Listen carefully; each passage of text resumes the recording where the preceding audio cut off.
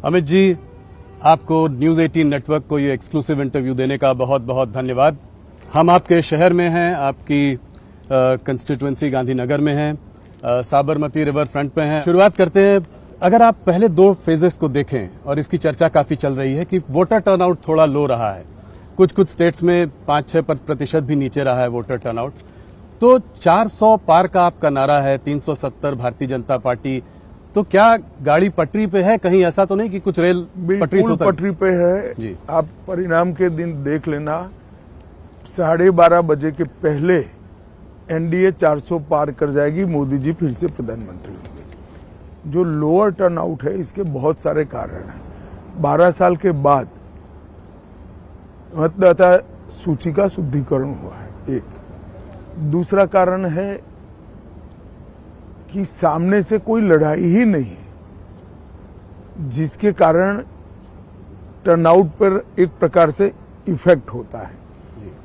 मगर हमारी पार्टी की टीम ने, मैंने स्वयं बहुत डिटेल एनालिसिस किया है।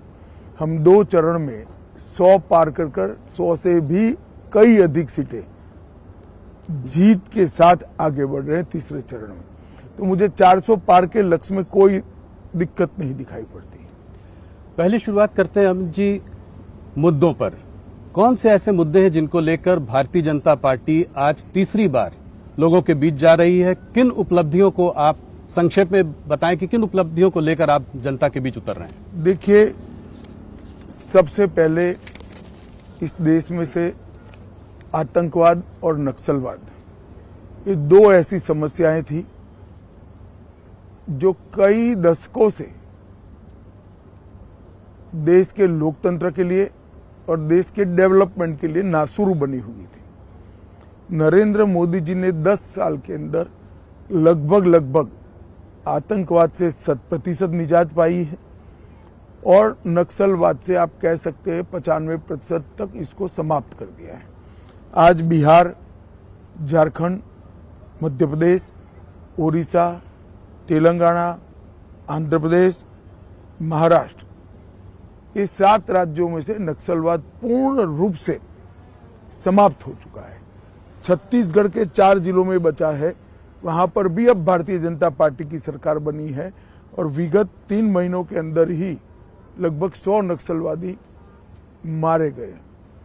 मुझे पूरा विश्वास है मोदी जी के तीसरी बार प्रधानमंत्री बनने के बाद 1-2 साल में ही देश नक्सलवाद से मुक्ति पा लेगा। दूसरा बड़ा इश्यू है, देश की इकोनॉमी सब दृष्टि से चरमराई हुई थी। पॉलिसी बनती ही नहीं थी, उत्पादन की गतिविधियां बड़ी मंद पड़ गई थी, निर्यात ओंधे मुंह गिर रहा था, देश की सारी सार्वजनिक बैंकों की बैलेंस शीट भी न बन पाए अगर सच्ची बनाने जाए, इस प्रकार की स्थिति थी। महंगाई आसमान को छू रही थी, और कुल मिलाकर बजट के 16 पैरामीटर्स नेगेटिव दिखाई पड़ते थे। 10 ही साल में मोदी जी ने ये परिदृश्य को पूर्णतया बदला है। शेयर बाजार आज आसमान को छू रहा है। एफआईआई के सेलिंग के बाद भी भारतीय म्यूचुअल फंडों ने बाजार को ताकत दी है। पीएलआई स्कीम के कारण और एक मजबूत इकोसिस्टम के कारण भारत फेवरेट डेस्टिनेशन मैन्युफैक्चरिंग के लिए पूरी दुनिया में बना है जी। हमारे बच्चे स्टार्टअप हर रोज रजिस्टर कर रहे हैं, हमारी कंपनियां हर रोज पेटेंट रजिस्टर्ड कर रही हैं, ढेर सारे स्वरोजगार के अवसर पैदा हुए हैं। सभी की सभी बैंकों की बैलेंस शीट आज बहुत अच्छी बन चुकी है। इंडस्ट्रियल ग्रोथ के जितने भी पैरामीटर्स हैं वो 25 साल के टॉप मोस्ट मार्किंग पर हैं।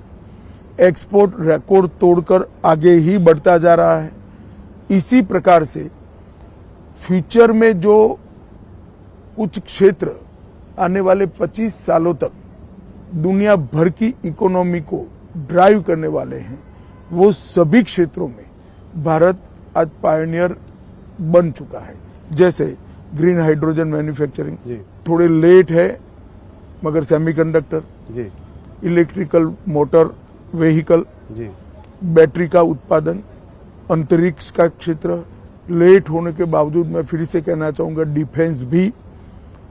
इस प्रकार के कई क्षेत्रों के अंदर जो आने वाले 25 साल तक दुनिया की इकोनॉमी की दिशा और दशा तय करने वाले हैं, वहां आज भारत एक मजबूत फाउंडेशन डाल चुका है और ये फाउंडेशन पर एक बड़ी इमारत होनी है। तो इकोनॉमी भी सुधरी है, सुरक्षित भी हुआ है, देश 11वें नंबर का अर्थतंत्र था, आज 5वें नंबर का अर्थतंत्र बना है। गांव हो या शहर, जंगल हो या रेगिस्तान, सागर किनारा हो या शहर हो, हर जगह इंफ्रास्ट्रक्चर के डेवलपमेंट के काम हो रहे हैं। आज 10 लाख करोड़ का इंफ्रास्ट्रक्चर का खर्चा भारत के बजट में आम बात बन चुका है।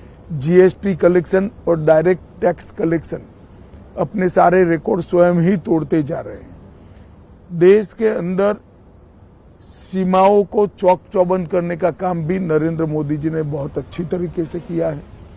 जनता में भारत का भविष्य उज्जवल है, इस प्रकार के विश्वास का निर्माण करने की नेतृत्व की जो जिम्मेदारी है, नरेंद्र मोदी जी को इसमें बहुत अच्छे तरीके से सफलता मिली है। जी आज पूरे 130 करोड़ लोग हम विश्व में सर्वप्रथम बन सकते हैं, ये आत्मविश्वास के साथ आगे बढ़ रहे हैं। हायर एजुकेशन हो, नई इकोनॉमी पॉलिसी हो, या फिर राम जन्मभूमि, धारा 370 हटाना, ट्रिपल तलाक समाप्त करना, यूसीसी हो, या देश के क्रिमिनल लॉ के अंदर आमूलचूल परिवर्तन करना हो, हर क्षेत्र के अंदर ये 10 साल स्वर्णिम अक्षरों से लिखे जाने वाले 10 साल। जनता भी ये फील कर रही है कि कोरोना जैसी महामारी को इतने अच्छे तरीके से लड़ा जा सका, वो केवल और केवल नरेंद्र मोदी जी का नेतृत्व है। आपकी आर्थिक और इकोनॉमिक पकड़ भी बहुत अच्छी है, आपने बहुत विस्तार से इसका जवाब दिया। मेरा एक सवाल है इससे रिलेटेड, जब ये कैंपेन की शुरुआत हुई थी पिछले कुछ महीनों से, सरकार इकोनॉमी की बात कर रही थी, डेवलपमेंट की बात कर रही थी, जो चीजें अभी आपने बताई इसकी बात करके जनता के बीच जा रही थी। पहले चरण के बाद ये देखा गया कि थोड़ा ये तुष्टीकरण की ओर मुड़ा, थोड़ा हिंदू मुसलमान हुआ। आप लोगों ने कांग्रेस के मैनिफेस्टो को अटैक किया और कहा, प्रधानमंत्री ने राजस्थान में एक रैली में कहा कि जो है कांग्रेस का मैनिफेस्टो में नक्सल, अर्बन नक्सल की महक है, इसमें माओइस्ट वो ख्याल दिखाई देता है। तो ये कहां से आया? देखिए, हमारा दायित्व है कि हमारे खिलाफ जो चुनाव लड़ रहे हैं इनकी मंशाओं को हम उजागर करें। जी, आप मुझे बताइए, इस जमाने में कोई भी पॉलिटिकल पार्टी पर्सनल लॉस की बात कर सकती है क्या? क्या देश सरिया के आधार पर चलेगा? एक और हम हमारे घोषणा पत्र के अंदर, संकल्प पत्र के अंदर कह रहे हैं कि हम यूनिफॉर्म सिविल कोड लाएंगे। कांग्रेस कह रही है हम पर्सनल लॉ को प्रमोट करेंगे। कांग्रेस पार्टी को जवाब देना चाहिए, बहुत महत्वपूर्ण मुद्दा है। तो इसीलिए आप कह रहे हैं मुस्लिम लीग की छाप है? बिल्कुल मुस्लिम लीग की छाप। यही तर्क है कि मुस्लिम लीग की छाप। आप मुझे बताइए, वो कह रहे हैं कि देश के कॉन्ट्रैक्ट्स माइनॉरिटी को प्रायोरिटी देंगे। कॉन्ट्रैक्ट्स फर्स्ट लोएस्ट कौन है, पास्ट परफॉर्मेंस क्या है, काम करने की क्षमता है या नहीं है, इसके आधार पर निर्धारित होंगे या कॉन्ट्रैक्टर के धर्म के आधार पर निर्धारित? किस तरह से देश चलाना चाहते हैं? देश की जनता को इसको सोचना पड़ेगा। बहुत समय के बाद देश तुष्टीकरण की राजनीति से नरेंद्र मोदी जी बाहर निकाल कर रहा है, ये फिर से उसी दिशा में ले जा रहे हैं, क्योंकि कांग्रेस जीतने का आत्मविश्वास गंवा चुकी है। प्रधानमंत्री जी ने उस रैली में यह भी कहा कि सबकी जमा पूंजी को चेक करके वेल्थ को रिडिस्ट्रीब्यूट किया जाएगा और वेल्थ रिडिस्ट्रीब्यूट करके मुसलमानों और घुसपैठियों को दिया जाएगा। ये कहां से आता है? ये वहां से आता है, देश के प्रधानमंत्री, तत्कालीन प्रधानमंत्री मनमोहन सिंह का बयान है, बड़ा प्रसिद्ध बयान था जी, कि इस देश के संसाधनों पर सबसे पहला अधिकार माइनॉरिटी का और माइनॉरिटी में भी मुसलमानों का है जी। अब जब वेल्थ डिस्ट्रीब्यूट करने की बात आती है तो संसाधन से ही होगी जी। सरकार उसको लोगों की संपत्ति को लेकर डिस्ट्रीब्यूट करेगी। तो और मैं कहता हूं कि अगर ये सच नहीं है तो कांग्रेस पार्टी बताए इसका मतलब क्या है। नहीं, वो कह रहे हैं, राहुल गांधी ने साफ साफ कहा है कि अगर जो है वो लोग सरकार बनाएंगे तो एक नेशन वाइड एक्सरे होगा जिससे कि सोशियो इकोनॉमिक स्टेटस लोगों का पता किया जाएगा, किस वर्ग किस जाति के पास कितनी दौलत है, कितना धन है, इंस्टीट्यूशंस में कितनी भागीदारी है, और उस हिसाब से रीडिस्ट्रीब्यूशन होगा। तो इस हिसाब से रीडिस्ट्रीब्यूशन में इनकी प्रायोरिटी तय है।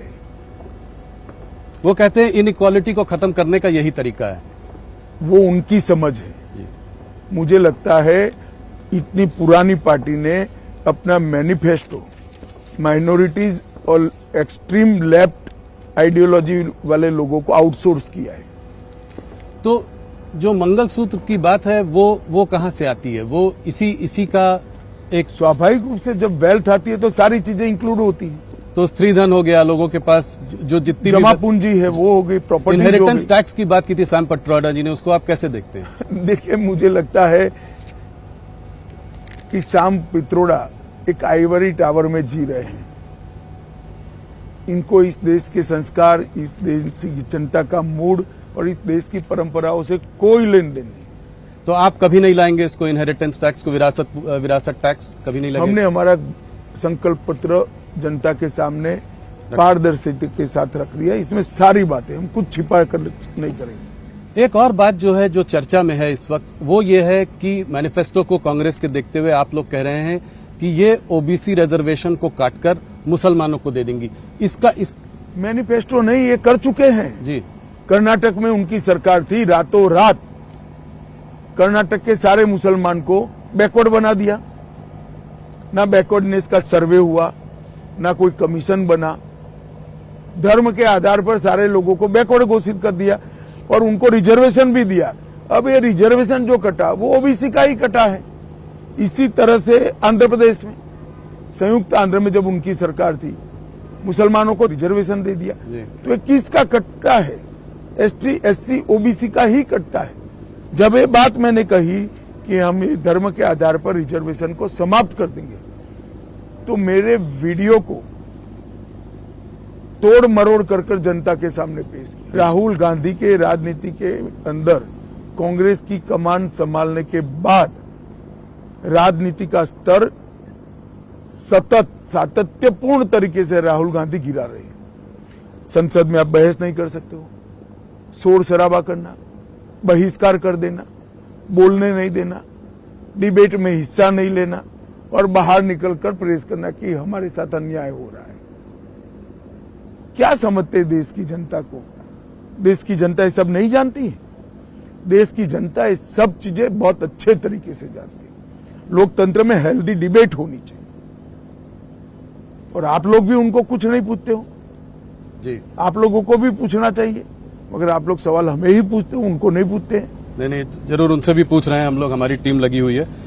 एक बात जो है कास्ट सेंसस की है, इसी से जुड़ा हुआ सवाल है। कास्ट सेंसस की है, उसके बारे में वो बात करते रहते हैं, कहते हैं जितनी आबादी उतना हक। इसको आप कैसे देखते हैं? कितने साल तक इस देश में कांग्रेस का शासन रहा? 55 साल तक रहा, कभी नहीं कराया। अब जब लगातार हार रहे हैं तब ये सारे चीजों को वो बोल रहे हैं। इनकी मंशा नहीं है। इस देश में पिछड़ा वर्ग विरोधी कोई पार्टी है तो एकमात्र पार्टी है कांग्रेस पार्टी। काका साहेब कालेलकर कमीशन को इन्होंने सालों तक ओपन ही नहीं किया जी। मंडल कमीशन को दबा कर रखा जी। सेंट्रल के इंस्टीट्यूशन में ओबीसी को, पिछड़ा वर्ग के लोगों को रिजर्वेशन नहीं दिया। जब मंडल कमीशन लागू हो रहा था, विपक्ष के नेता के रूप में राजीव गांधी ने 2 घंटे का विरोध का भाषण कराया। राहुल गांधी ने जरा वो भाषण पढ़ लेना चाहिए। और हमने तो देश को सबसे सफल प्रधानमंत्री पिछड़ा वर्ग से और गरीब के घर से पैदा हुआ नेचुरल लीडर नरेंद्र मोदी हमने देने का काम किया।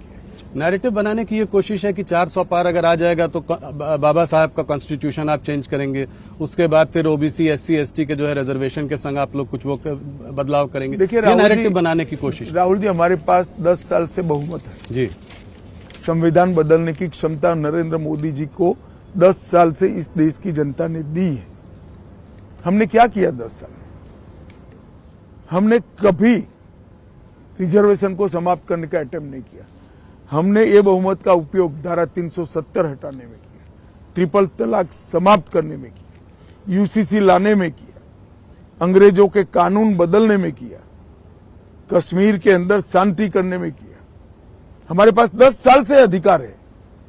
राहुल गांधी का एक रूल है, झूठ बोलो, जोर से बोलो और बार बार बोलो। वो रूल को वो फॉलो कर रहे हैं। आपको लगता है कि ये नैरेटिव इसीलिए इसी बार बार बोलते हैं तो नहीं उनको बनता है नैरेटिव। हम 10 साल से अधिकार प्राप्त किए। जी, आपने सिक्योरिटी की बात की तो मैं थोड़ा सा इस पर भी बात करना चाहूंगा कि आपने कहा है कि अभी हाल फिलहाल में आप लोगों ने बहुत क्या कहते हैं नक्सल पे क्रैकडाउन किया। आपने कहा है कि 2-3 साल में छत्तीसगढ़ में भी आप इसको समाप्त कर देंगे नक्सलियों को। तो कांग्रेस के कुछ नेताओं ने कहा कि ये मार्टर हैं। हाँ, इसको आप कैसे देखते हैं? देखिए, तुलसीदास जी ने रामचरितमानस में कहा है कि जिसका खराब समय होता है प्रभु राम सबसे पहले इनकी मति हर लेते हैं। कांग्रेसियों के साथ भी शायद यही समय आ गया है। हमारे जवान अपनी जान जोखिम में डालकर घने जंगलों के अंदर ऑपरेशन कर नक्सल्स को मारते हैं और नक्सल कहते हैं कि हमारा कैडर मारा गया है और कांग्रेस पार्टी कहती है फेक एनकाउंटर है। जी, भगवान ही बचाए इनको, भगवान भी शायद नहीं बचा सकता।